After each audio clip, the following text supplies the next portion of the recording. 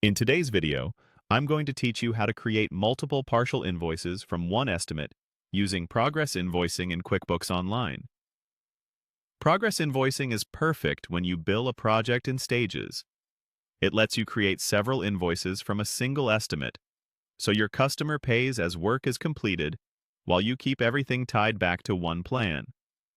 We'll start by turning the feature on, then create an estimate, and finally make partial invoices from that estimate until it's fully billed. First, let's enable progress invoicing. In QuickBooks Online, click the gear icon, then choose Account and Settings. Open the Sales tab and scroll until you see Progress Invoicing. Turn on the option that says Create multiple partial invoices from a single estimate. Click Save, then Done. With that setting active, QuickBooks knows you want the flexibility to bill in portions instead of all at once. Next, create the estimate you'll invoice against. Go to Sales and Get Paid, then select Sales Transactions. Click New Transaction and choose Estimate. Pick the customer you're working with, then add the products or services and the amounts you plan to bill for the entire job. Be specific with line items so it's clear what each portion represents. When you're satisfied, click Save and Close. This estimate is your roadmap for all future partial invoices on this project. Now let's create your first progress invoice. In Sales Transactions, locate the estimate you just made.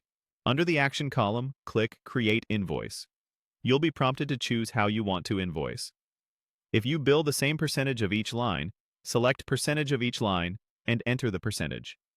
If you need different amounts per item, choose Custom Amount for each line and enter the right numbers for each line item. When the amounts look right, click Create Invoice. Review the invoice carefully to confirm quantities, amounts, and descriptions. Match your plan. Then click Save and Close. You'll see the estimate status update to partially invoiced, which confirms you've billed a portion, but still have remaining work to invoice later.